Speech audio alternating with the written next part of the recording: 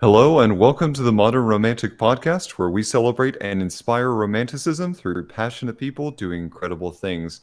Hi, I'm writing my life one page at a time. I'm Trey, and I'm joined by my co host, Emily. Hi, Emily. Hi. Today we are joined by an incredible guest, and I cannot wait to get to talk with her. She's already been cracking us up behind the scenes already. Emily, would you do the honors of introducing our fantastic guest? I would. We have New York Times bestselling author Jude Deveraux on the podcast today. She's written nearly 80 books and is working on more as almost as we speak. And she has at least 43 New York Times bestsellers, which is an impressive number. And I'm very pleased to introduce Jude to the show. Thank you for joining us today, Jude. Oh, thank you for having me. Absolutely. Uh, Jude, it is incredible. And being able to do some of the research that we've been able to read a little bit about your story. But for some of our listeners, would you tell us a little bit about how you got started into writing? I had an idea for a book and wrote it down. I still handwrite everything. And I paid my next door neighbor's teenage daughter to type it, mailed it to publishing house, and they said, could we please send you, publish your book and send you a bunch of money? And I said, yes. And they said, would you write some more? I said, yes. And that was it. I haven't That's stopped since. wonderful. Well, and Yeah, one that was thing that's 19, oh, I'm sorry. 1979. Sorry. No, I'm sorry. So 1979. 1979. Wow. Yeah, Wow. right.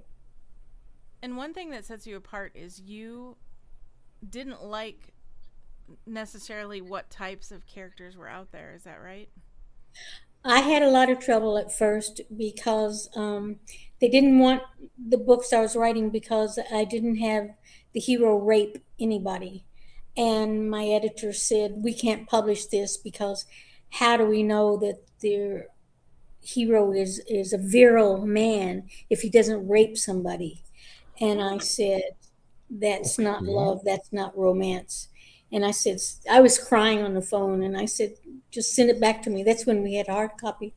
And I said, send the book back to me and I'll see if I can find somebody else. And she said, well, okay, we'll publish it, but it won't sell. It And did. then 80 books later and 43 New York Times bestsellers later, I think you Right. proved her wrong. Yes, I did. Go you. Yeah. Yeah. Sandra from our chat was asking, were you a school teacher at the time that you Yes. were writing your first novel? I taught fifth grade for years, 6 years. Yeah. Oh, wow. Yeah. No, prior to becoming a school teacher, what was it that you studied in college?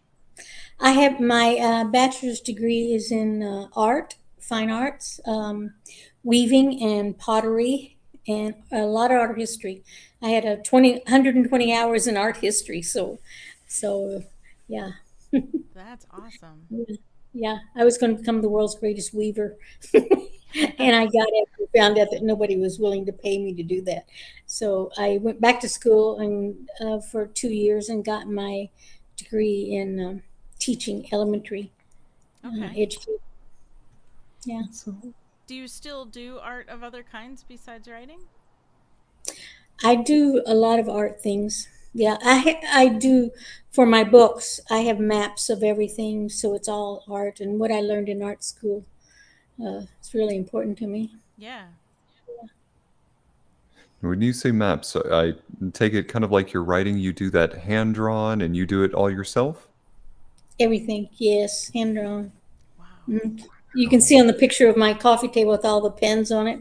I love colored pens, Yeah, and I draw everything. Yeah. for our live stream audience, we have some like a photo gallery playing of photos that Jude provided for us to show. So it's going a little quickly. I couldn't figure out a way to slow it down, but they'll repeat, so it'll come back around and you'll get to see those. But yeah, you're right. That's a lot of pens. How fun. Yeah. And so you've got figurines in that picture too. Can you tell us about that? My this happened very recently, less than a year ago.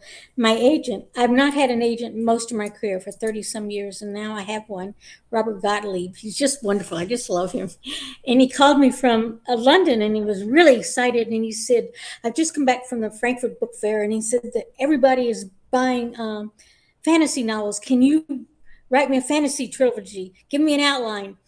And Robert's like, I want it yesterday, kind of thing. Wow. So I had 24 hours. I didn't sleep, and I sent him the next morning a an outline for a fantasy trilogy, and he says, "Great, this is great. Write it."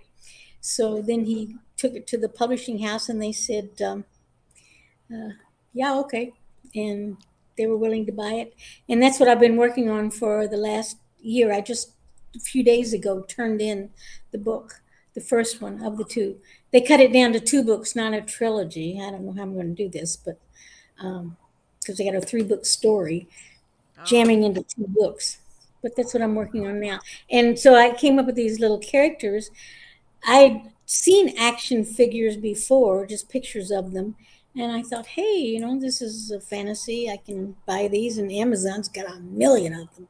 So every character I could think of, they had an action figure of it. So I started buying them. And it's been wonderful. I just love them. so you use the action figures for to be the in place of the characters in your book. Yeah, it's just kind of a visual thing, and they're in my head, and I look at them and see them, and it's fun to think, oh yeah, I bought 2 new characters just this week, and then I threw out the characters, so I've got this plastic box full of unused action figures. It's kind of sad. Maybe, maybe you can use them again. Yeah, exactly. If these do well, I would love to write some more about my made-up planet. Yeah, That sounds fascinating. yeah, it's a lot of fun. You've got little fairies and little animals, and Lots of little animals. yeah. So Yeah. you were telling us something about the because the book is going to come out soon, probably, right? Well, actually, I thought I don't keep up with this, but I thought I had finished all the murder mysteries, but I just found out I've got one of those coming out, so it's going to be another year. Okay. um, I don't know when it comes out. This is 23. This is 2023, Yeah. so it may not come out till 25. Okay. Yow. That's amazing. We have a lot to look forward to then. So as far as like the fantasy book though, the one you said you just sent over book 1 to them. Yeah. We were talking before the show about this. You were so excited about being able to create your own world, and one of those things you were able to create was a type of character that is kind of a hybrid. Can you talk about that? Right. Right. And it was hard at first to get into it, to think I can make this up, because I'm so used to writing. I've written 11 medievals and I don't know how many historicals. And I have to check everything. If I want someone to get from here to there, I have to check carriages and horses and saddles and what they carry with them. Mm-hmm. But this time I could make it all up. So as I got into that, I realized I could go crazy, and and I invented ladies, and there's people who are women who've mated with animals. These are special kind of animals, and they have these children who are half animals, and that's been a lot of fun. One of my main characters is half fox, a young man with pointy ears that twitch around, and he can hear and smell things and see really well. So that's been really an enormous amount of fun. That sounds amazing. I love the idea that you can create your own world and you can create your own characters from whatever you want it to be. Yes, yes. The names have been a pain because I need names that are different, that you haven't heard before, but you can pronounce by looking at them. Not things with hyphens in them, and I want things that are easy to remember. So that's been difficult, but I'm getting the hang of it. So there are a couple places online that you can use. I actually used it to create some of my Dungeons and Dragon character names, and they've actually been really nice and Yeah. decently readable. I think that might offer some. But we do actually have a question in our chat from Susan, and Susan asks, "Will the fantasy books have romance or mystery?" Ooh. They, my agent Robert says, "Jude, is this fantasy book you sent me? This, is it going to have a romance in it?" And I said, "Robert, it's me. What do you think it's going to be?" It is a pure romance, just set on a different planet, and she doesn't even know at first that she's on a different planet. And there's a long story behind that, how she's chosen for this, and when she finds out, she's very angry about it. But she gets over it. Yeah. So, yeah, it's really a pure romance. Really, it's yeah. You just have to trust that Jude knows what she's doing. And I mean, she's obviously proven herself to be amazing. So I get maybe the publishers need to I'm not going to say anything bad about publishers. But I think your track record speaks for itself. Yeah, yeah. But that's a good. People think the publishing world is really simple and sweet with these people in wool jackets with elbow patches, and they're no, no, no. It's not like that at all. It's pretty harsh. I was going to say it's a cute visual, but Yeah, yes, adorable, but it's not like that. Yeah, it's pretty cutthroat. Yeah. So, Jude, you are getting a lot of love in our chat here. Want to just call out a couple things. Kimberly says, "I love Jude. Been reading her books for years."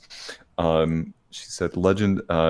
Shashi says, "Hi, Jude. Legend is one of my favorite books." And then they asked, "Will you write any more time travel books? I wish it was made into a movie." ooh, I did.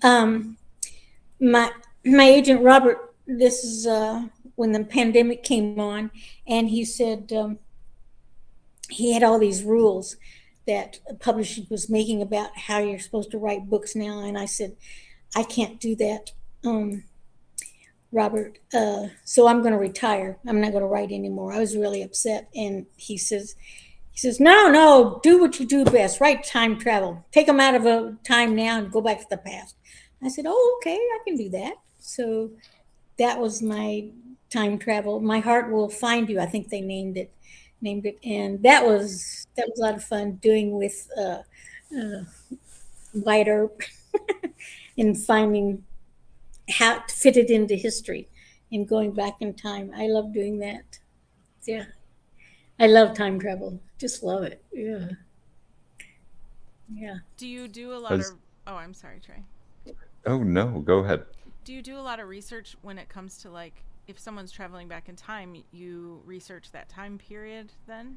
Yes, yes. When I first started, I had so much trouble, like for the Black Lion, to I wanted to know what kind of wood they used in a bow and arrow. And I read 4 books about the bow and arrows. And then I put every word that I read in my book. But I mean, I lectured on the wood that was used, how it was sculpted, everything. And I sent it off, and my editor said, "Stop trying to lecture us on history. Stop it. Just tell us the story." So, so I had to go back. I went out crying. I was crying with this, and went to Office Supply, and I bought this great big basket, which I still have. This is a long time ago, and a new pair of scissors and a whole bunch of tape. Because back then we had typed manuscripts, and I didn't type. And so I just cut out all my like history lectures, and then taped it all back together and sent it off to my typist, who is in Washington State, Helen Cricky, and redid it. That was a hard lesson. That was actually my 3rd book that I wrote. Yeah. I was going to say, ask, is there a particular era that you like to write the most in, or do you just do you try to vary it up when it comes to time travel? There are certain times that I like best. I like Elizabethan age. I liked Mm. early medieval cowboys the easiest, and I like Thomas Jefferson. Anything to do with Thomas Jefferson. I love Thomas Jefferson time that early revolutionary time period. Those are my favorite. Oh, and the Gilded Age. I love the Gilded Age. So those are my favorites. Yeah, Some of mine yeah, too. Yeah. yeah. I'm not a Viking or pirate person. Yeah, never could do those. Ron, Rhonda in the chat wrote, Jude's books are filled with emotion. Does she experience those emotions as she's writing? Tears and happiness? Yes, yes. I feel everything that I write on a page. I cry through them all.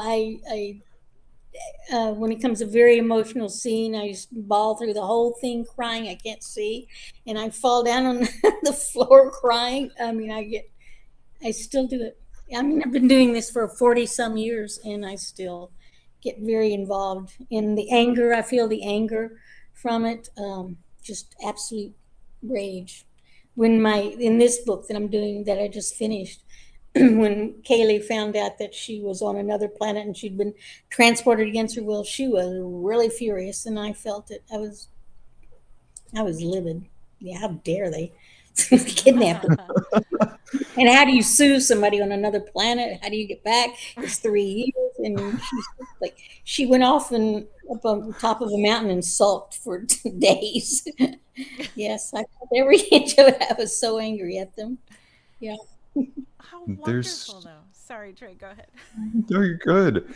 I love that you do that because it reminds me of like being so in the moment in theater that you're getting just so embodying so many characters, and while actors typically just embody one, you're having to embody all of them as you're writing that. Do you ever have to take time to like woo-saw and just like step away from it for a little bit? Yes. Yes, if it gets too much, and I'm not good at murder, really bloody things and battles. I'm not very good at that because I get too involved in it. But I feel the emotion. But yes, sometimes I just have to go away. I work out a lot and I go to the gym. Yeah, yeah. Right. How when you go to the gym, just what do you do to kind of brush off some of that steam? Box. I've been boxing for 10 years. Heavy, hard boxing. I'm a serious boxer. Yes. I have a trainer. He comes twice a week, and I beat the heck out of his hands, or he gets in the bag. Um, Boxing. I do a lot of boxing. That's great. I What? do Yeah. hear that you have a mean right hook. I have a really mean, I made a couple people cry with that accidentally. Yeah. Yeah. I Yeah. love this. It's wonderful. Yeah. I mean, I feel a bit little bad for them, but like, how great. And going back for a second to how you have such an emotional tie to the stories you're writing, I want to say, I'm going to venture to say that this is part of what makes your work great, because you are in it. You are not just writing about it and pumping books out. You are experiencing those things just like your readers do, and I think that helps tie your readers to your work so well. Yeah. I found that out long ago that if I'm crying while writing it, a lot of times people cry when they're reading it. I mean, when I wrote my book, Knight in Shining Armor, I Mm-hmm. cried for 3 days solid. I couldn't stop. I was crying and crying and crying, and wrote the end of it and kept crying for days. I just, um, he was staying behind, and that really hurt. Yeah. Yeah. Our producer Sandra, who you might know through the email conversations, Yeah. said, "I love." She likes. I love your She said, I love your forever, forever and always, wishes, mulberry tree, an angel for Emily. And the list is vast, she said. And a few, oh, and the Gilded Age. She loved that too, that period. I'm Yeah, going back in the chat a little bit. Sorry. I love that too. Right. And someone said, don't miss with Golden Gloves Jude. Yeah, yeah. Lori from our chat would love to know more about your binders. About specifically just about all the binders that you have. Can you tell us a little bit more about that? Whenever I do a book, I do a binder. My outlines for my books are about 20,000 words. And so, yeah, right. And I try to put everything in binders and little binders. They're half-size binders, A5s, English size. And label them. I make timelines. I'm a queen of charts. I tell you, I make charts like you wouldn't believe. Everything, and tables for things and whatever people are doing. Right. I mean, Well, especially since you have series that involves the same characters, the same families, the same threads of yes, people through multiple books over years of writing. So I imagine you have to have a place to go back to reference like those things. yes. It makes it easier and to keep track of things because, especially with my murder mysteries, they have me write a murder mystery, then a romance, and I go back and I'm like, now who are there in the murder mysteries? And then I have to go back and read my outlines and my charts and see birthdays and who's how old and where they live and all this kind of stuff and keep track with things in there. So that's great. Yeah. I feel like I would lose track if I did. Yeah. Yeah. Um, Reading this chat is like a love letter to you, Jude. I hope that you know how many people watching right now just enjoy your works. We have Jan who said, we stay up all night reading Jude's books. They're wonderful. Carolyn says, if you weren't reading or if you weren't feeling everything you write the way you do, Jude, we wouldn't feel anything either. Oh, Kimberly that's says, nice. I love the Taggarts and the Montgomerys so much. And you know, Jude's books are great because I tell my family about them as I'm reading them. That's nice. That's nice. I I live with them. Uh, they're what's in my. They're pretty much my whole life. Life. That's what I like to do. Do just write all the time. Wake up at 4 a.m. and I'm hitting it. Wow. I've been working for 4 days now on a scene I couldn't figure out how to do. It's making me crazy. I wanted to put these two characters together in the middle of the story, and I just kept writing down facts that I knew about them and how to put it together. And then one morning I woke up at 4 a.m. and said, I know how to do it. I know how to do it. And then I sit down in my blue chair here that's in my picture, and I started writing it. And the next thing I know, it's like 6 o'clock in the evening, and I haven't had anything to eat. I haven't been to the bathroom since 4 a.m. I'm like, quit this. Because it's pretty much obsessive. Yeah, I would say Right. I'm pretty OCD. Yeah. So when you have a day like that where you want to put two characters together and you can't figure out how, and you're writing things down, facts about them, you said, do you do anything to step away for a minute? Like, what are some of the things you do to kind of like rebalance your thinking on some of that? Well, I think with a pen in my hand. I've always handwritten everything.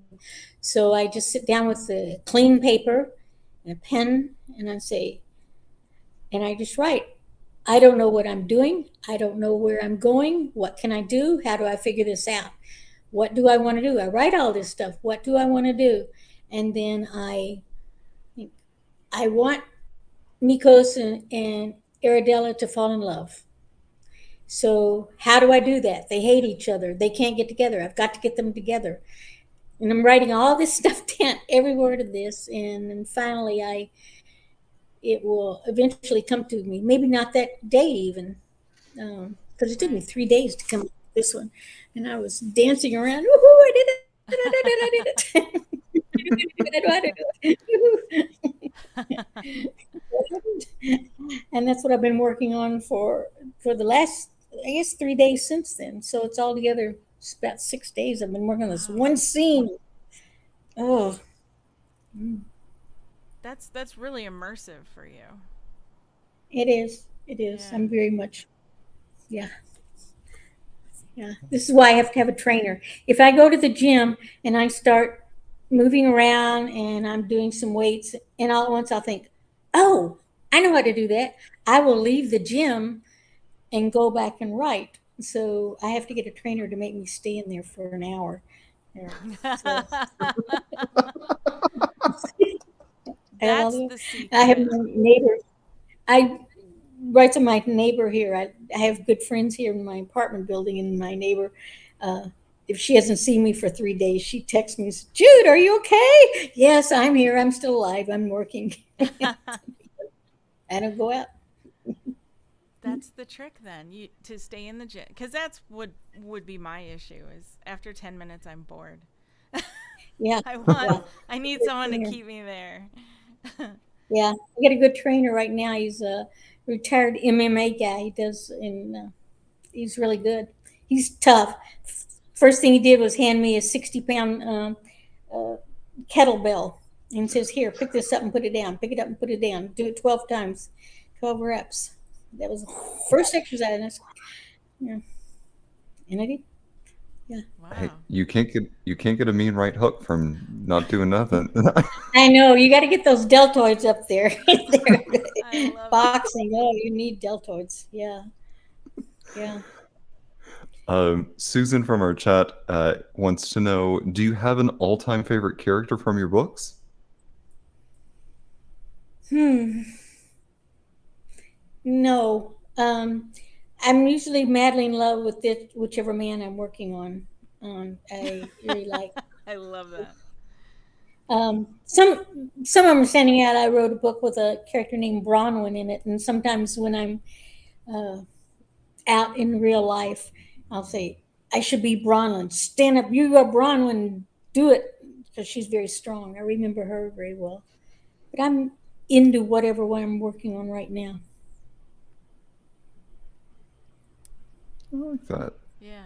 A couple other comments from the chat. Chanel said, we love her immensely. Jude's books give me joy every day, Susan said. And one other question was, what magic does Jude use to help develop characters? That's what Jan asked. I don't. This is what people ask me. This is the idea. The question I'm asked all the time. Where do you get your ideas? I don't know. I don't know what is in other people's heads.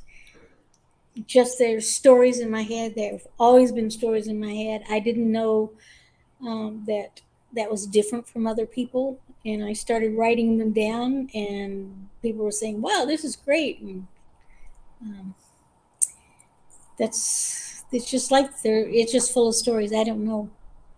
Right. I don't know where it come from. Born with it, I guess. That's You, imagination. Sorry, Yeah. Greg. oh no, I think it's so representative of many different storytellers. That kind of gives me the same passion that Laura Packer does Mm. with coming up with her stories. Just hers are told in a different format, but they're both just filled with stories just all the time. Right. Do you read as well? Do you have a favorite writer that you read? I don't read fiction much anymore because uh, I sit there and think, no, no, why does she have the character do this, do that? And also because it makes me think. It's work. But I watch a lot of videos because it's, the cold and hot medium kind of thing. And you don't have to think when you're watching TV because Right. it's all there. Right. There. I watch a lot of YouTube, and I love English murder mysteries. Yeah, Do you really? Okay, all yeah. right. Dish. Which one is your favorite? Ooh, I've been watching, well, Grantchester's out, the new one right now. I just finished the last one of The Silent Witness, so I watched all of those. Those there aren't many of them I haven't seen. The old ones, of course, Midsummer's. I watched all of those, at least 3 episodes. Mm-hmm. Anything Agatha Christie, I watched all of them. Um, oh, the new one. What was that one? God, not the one with the guy from Grantchester. Um, all Uh, of them. Yeah, Yeah, good content there. yeah, yeah. Agatha, not Christie. Agatha Raisin. Oh, I love Agatha Raisin. She's hilarious. Hmm. Um, yeah, but I subscribe to BritBox and PBS Masterpiece and all them. They come on. Yeah, good stuff. Um, s- Go ahead, Trey. Sorry. no, you're no. Go ahead. I had a question. I didn't want to change the subject, but I wanted. So you have in your picture with all of the figurines that you are using to write your fantasy, and those characters. You also have several cameras on your table there too. But I should have taken those off. tell me what you love photography, don't you?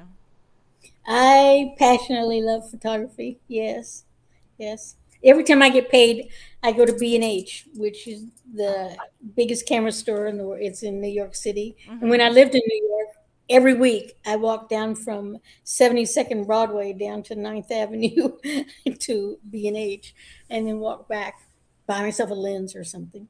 And I love cameras. I am pretty much a camera fanatic and lenses and everything about it. Yeah. Did that start early on, or how did you get involved with Yes. photography? Yeah. Yeah. I started out long time ago. My neighbor, I was saving to buy a Canon Rebel camera, big deal. This is film camera.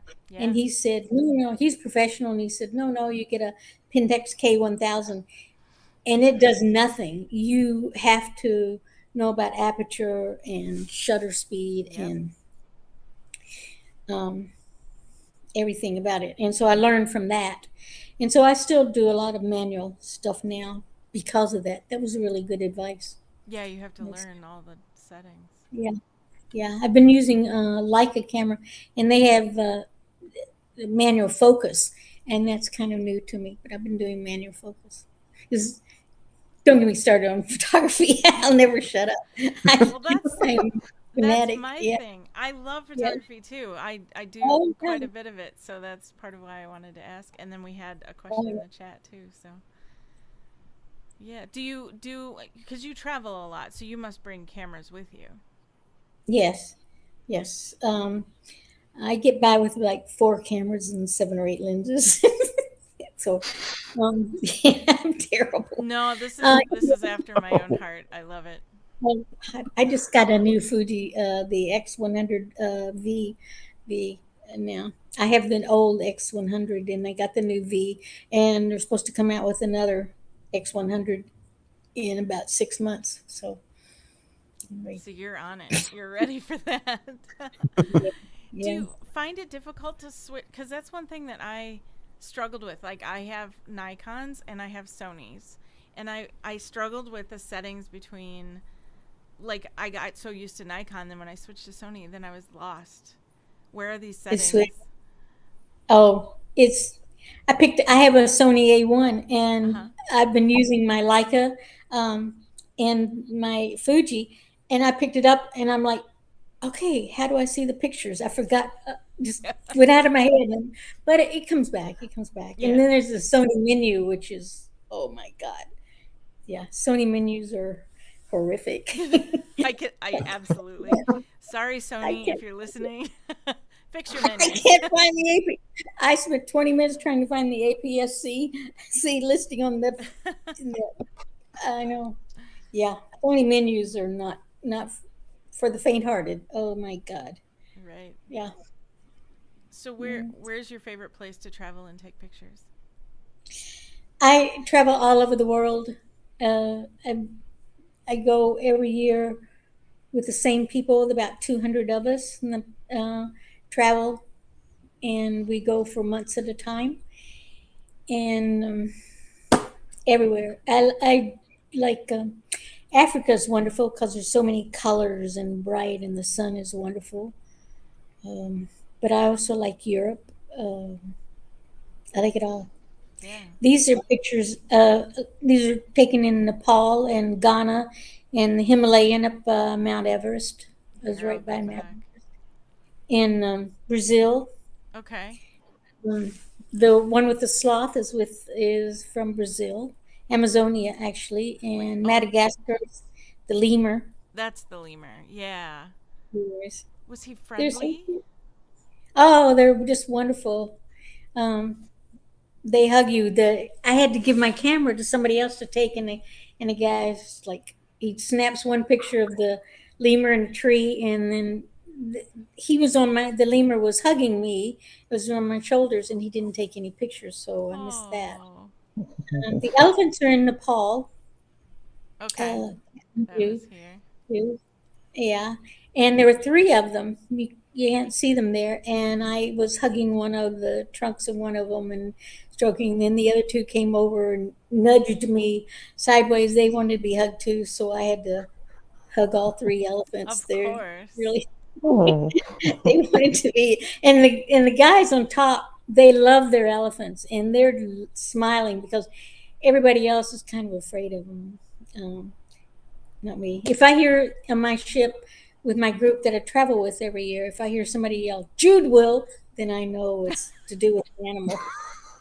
It's some weird, creepy I love it. boa constrictor, something. Jude will, yeah. Monkey on a chain, sloths with 4-inch long claws. Yeah, Jude will. Yeah, and I do. I love them. That's Then, I can relate to this. I love it. yeah, they're so sweet, and they're Mhm. so grateful. And if you love them, they love you back. Yeah, Yep, I believe that. yeah. And you I obviously have a knack for it. Go ahead, Trey. I'm sorry. I heard somewhere that elephants look at us like we look at just small pets of some sort. They kind of look at us with this just general fondness for things.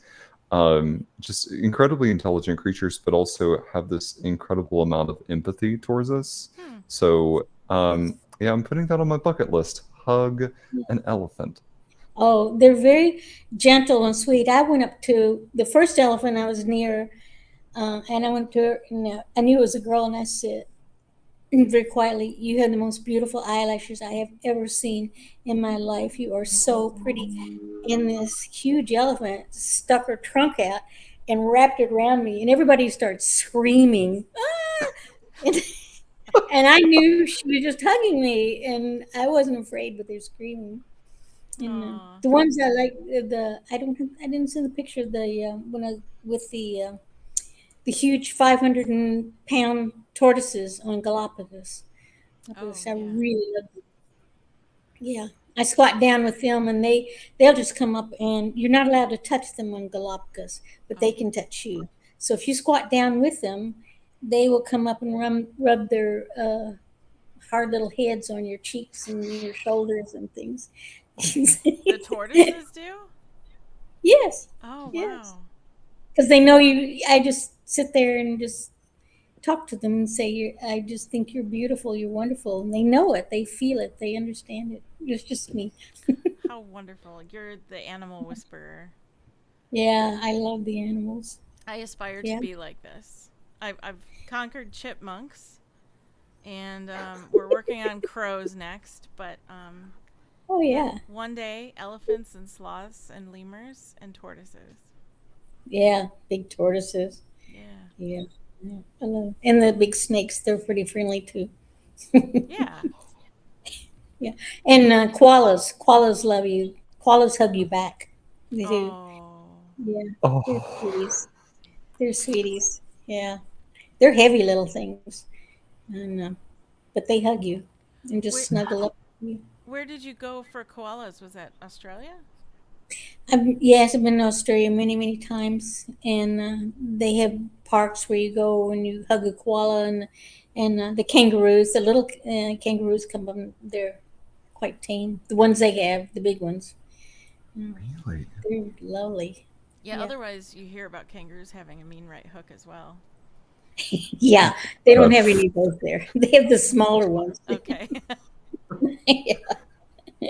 Yeah. So No, it'd be there, fun to be in a boxing match with a kangaroo. Yeah, I can duck pretty good. I, They're about I, my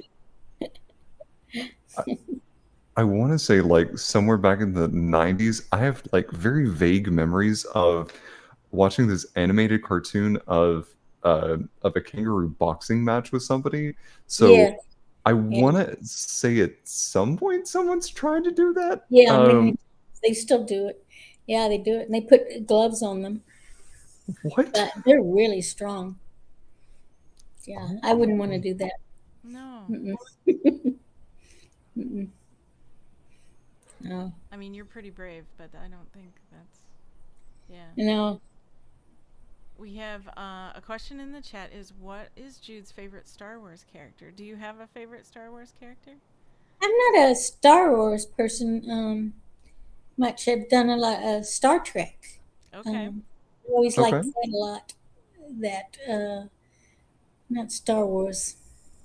Have you watched any of the newer Star Trek series that they've come out I with? watched Mandalorian. Yeah, Oh yeah, I love the that first one. series, and then it got kind of yucky. But yeah, I love the little Yoda, the baby Yoda. Grogu. Yeah. Yeah, Yes. that's a cute one. Yeah. Yes. Yeah. There's Star Trek Discovery is one of their newer series, and I really like that one. It's got a powerful female lead, which I'm a fan of. Yeah. Yeah. Yeah. I've been watching The Witcher, the first series, the first year of The Yeah. Witcher. Oh my goodness, I've watched it 3 times. I love The Witcher. It's faded out now, but they with Henry gone. That's Yeah. The new but I love. the new season is out, but I love The Witcher too. Yeah. Yeah, that's a good one. Did you watch The Wheel of Time when that came out? No. Okay. I thought that was interesting too. Didn't watch that. No, I like Henry Cavill. Yeah, Yeah. the chat just blew up with Henry Cavill in Yes. everybody is commenting about Henry Oh Cavill. yeah. Yeah, I've been involved in all that. Right. Yeah, giving my opinion of it. And this last 3 episodes were just dreadful, horrible, horrible. The 7th episode was unbelievably bad. Oh, Yeah, I it am was such not a shit. caught up. Good. You can skip the last 3. Oh, okay. Well, if Henry Cavill's still in it, I think I might be able to get through it. He's not in episode 7. Skip that. He's in the last a little bit, but they mostly took him out. I see. Yeah. I see. Do you ever watch? There was another question about how you create characters, and I just thought of this question, and that was: do you ever watch a series like that and think about your own characters that you've created, and kind of does that help you to create characters, or are you able to draw on that at all? I guess so. I think it all blends in my head because I've watched so many fantasy things. I've watched the whole Hobbit series. I couldn't count the number of times, and I'm passionate Tolkien fan.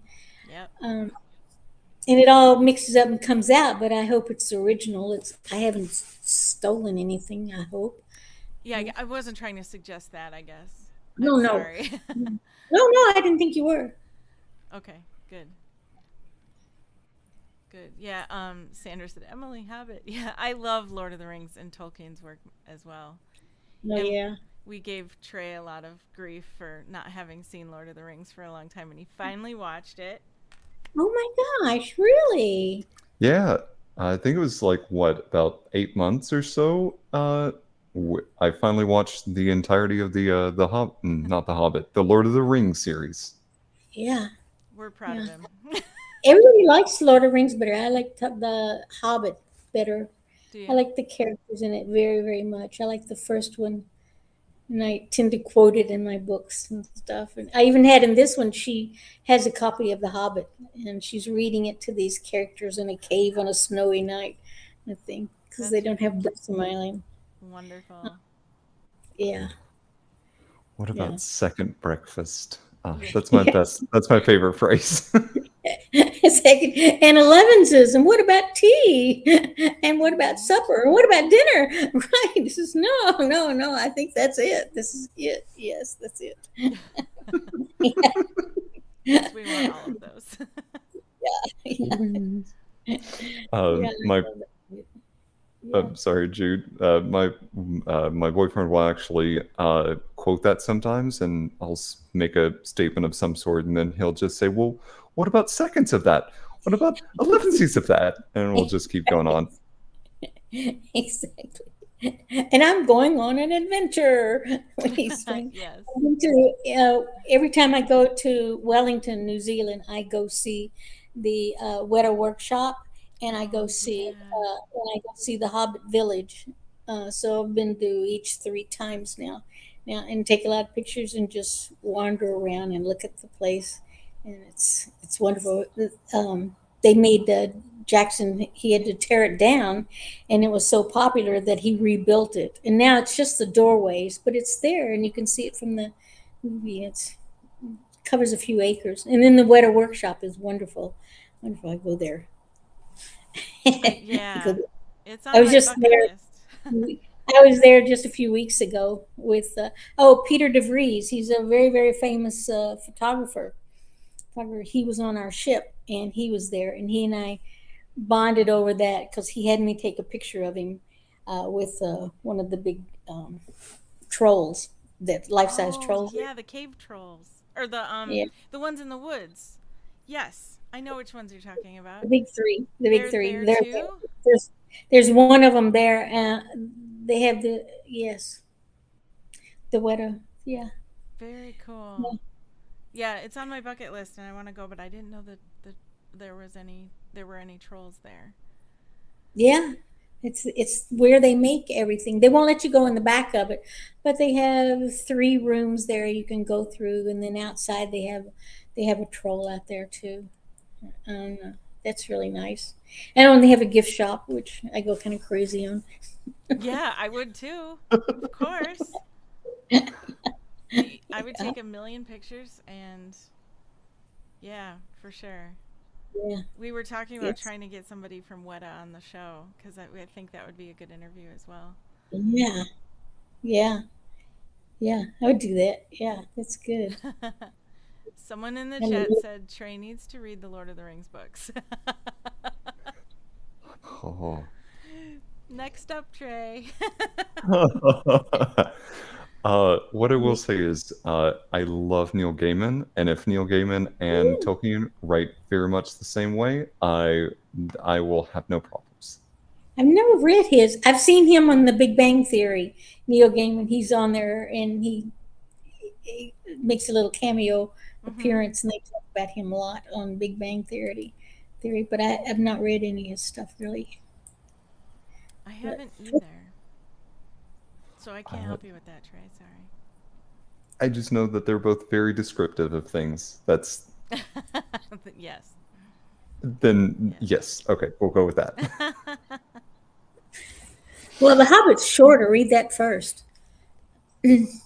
First, The Oh Hobbit's yeah, that's true.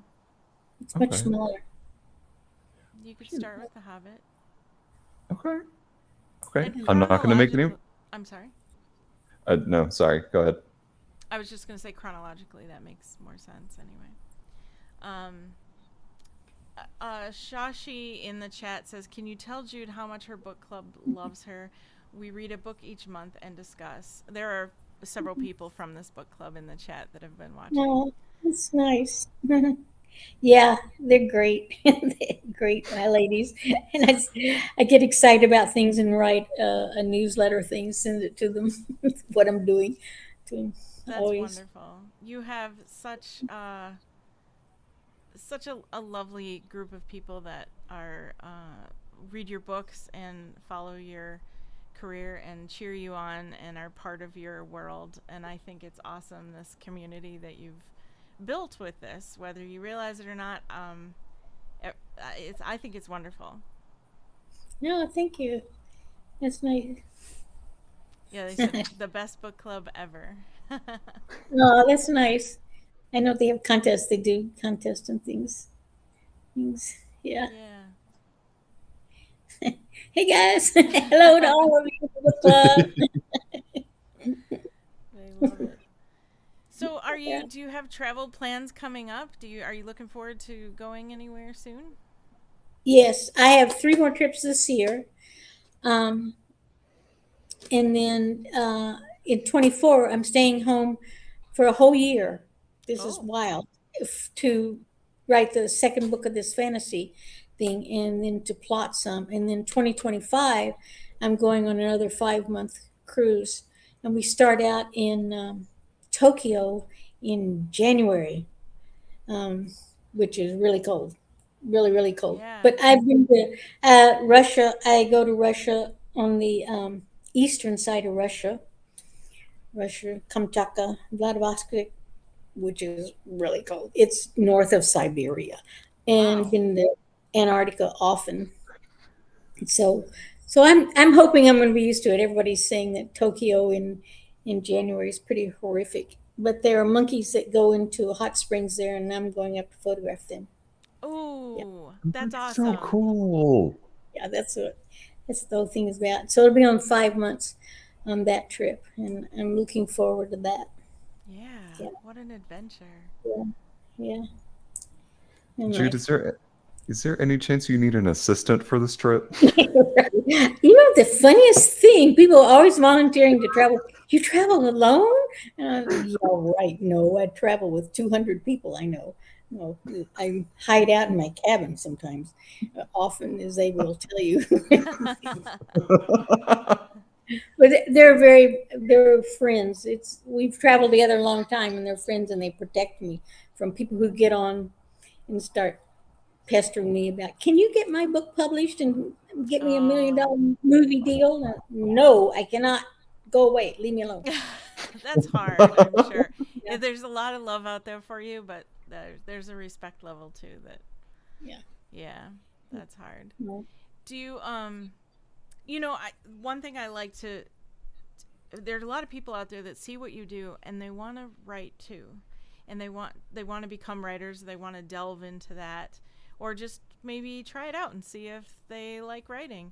Do you have any advice for somebody who maybe wants to dabble in what you're doing? They need to actually do it. This is what I encountered for 40 some years. People say, I want to be a writer. No, you need to write first. Just sit down and write it, start it, do it. And how do you start? I don't know. You start with one sentence and add another sentence and add another sentence. There is no way to do it. If you talk to any writer, they all do it a different way. And everything's legal. You can start in the middle of a book. You can Yeah. write a character. You can do whatever you want. The main thing is to actually do it.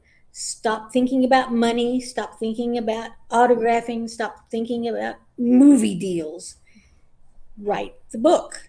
Look, that's what I hear mostly is movie deals. People come up to me and say, I want a movie deal. You didn't get me a movie deal. And yeah, Oh, right, right. It's not my, I like the books. So that's the big problem. Wow. Yeah, one step at a time. Oh, write the book, Right. right? Write a good book. That's the key. Yeah. Yeah, I think every author that we've interviewed so far has had similar advice, but definitely get in there and just start and at least Yeah. write something and Yeah. hone Do your it. craft. And stop talking about, well, I have an idea for a book. How do I sell it? How do I tell that I have this idea for? How do I get a publisher? How do I get an agent? And you have an idea for a book? It takes 1,000 ideas. Every sentence is an idea. I can't Yeah. get anybody to understand this. They either write or they don't write, or they talk about writing. Yeah. Do it. You have to make the idea be more than an idea to be a Yeah, writer.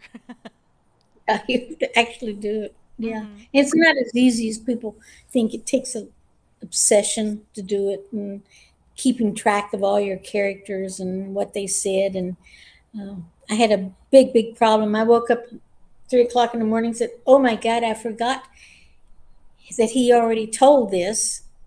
He thought this, but he didn't tell anybody this. But then I have somebody referring to it. It was a major rewrite to go back and fix that. It seems like a simple problem, but he had to tell somebody so they knew it.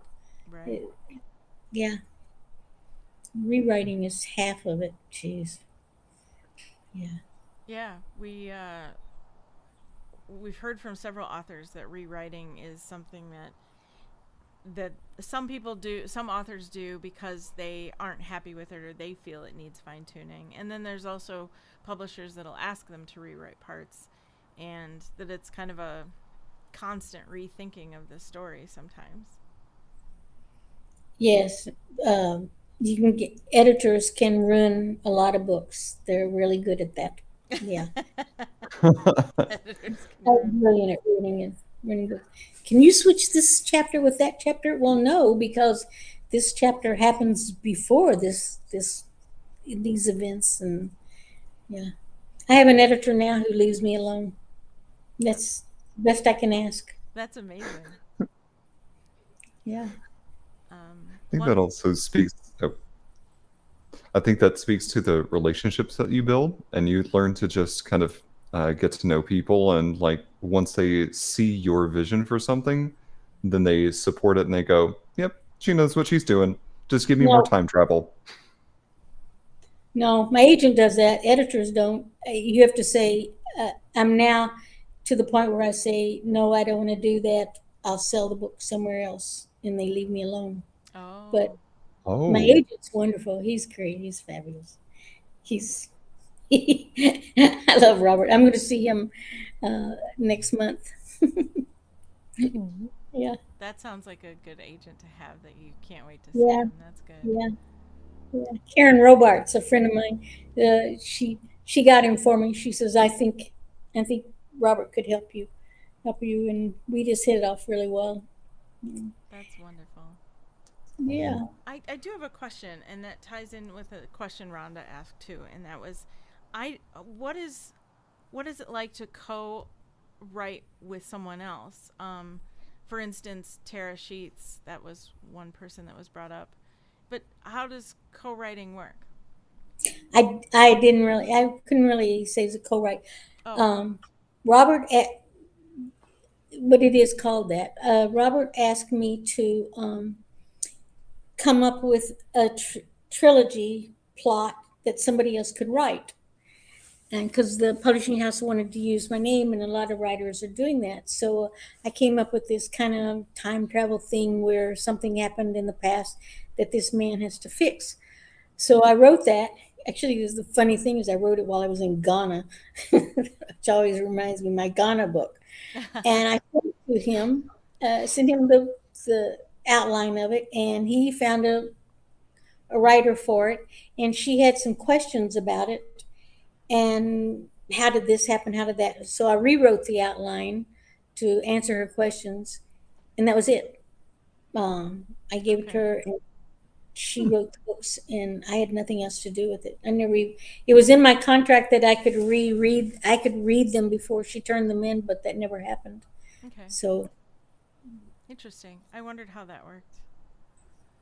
yeah, I just wrote the outline for the plot of the Okay. book, and my plots are pretty long. It wasn't one of my 20,000 word plots, but in fact, I did send a long one into Robert, and he says, "Can you cut this down to 3 pages?" It's like he said first time, but he wasn't about to read 20,000 word outline. So okay. That's wonderful. Jude, I want to make sure we know that you have this incredible book club that's with us here, but we also want to make sure that our listening audience is able to connect with you in wherever you're the most active. Is there any social media that you would like to share with our listening audience? No, I don't have any. Um, that's enough. There with them, that's all I do. They have an Instagram thing that my pictures are posted there. Yeah. Um, that's it. I don't go on Twitter, nothing else. That's enough. So, right. So Jude's website has links to accounts that are pictures that are posted professionally for her, but she doesn't have any personal accounts. So if you go to Jude's website, you can see that you can follow her work on Instagram and Facebook and things like that. And Goodreads is another one I saw, which is excellent. So those would be good ways to follow her work. Well, Jude, I have to say, this has been incredible. I love how much fun and how much passion that you have, and I'm happy that we have another Lord of the Rings fan to join our Yes. our, our book club. Oh yeah. From sincerely, it has been such a pleasure to have you on. You are an incredible woman, and I cannot wait to read your next your fantasy book when it comes Yeah. out. Ah, thank you very much. Yeah, for sure. I can't wait. That's exciting. Okay. Thanks. Thank you. Well, as we close this episode out here tonight, I definitely want to thank everyone for joining us here. This episode, along with every other episode, will always be in memory of Joe Capone, our moderator, fellow comedian, passionate encourager, and greatly missed friend. You can find us pretty much wherever you tune into podcasts. For updates, announcements, and more, please follow us on social media under Modern Romantic. Thank you, everybody, and have a great day.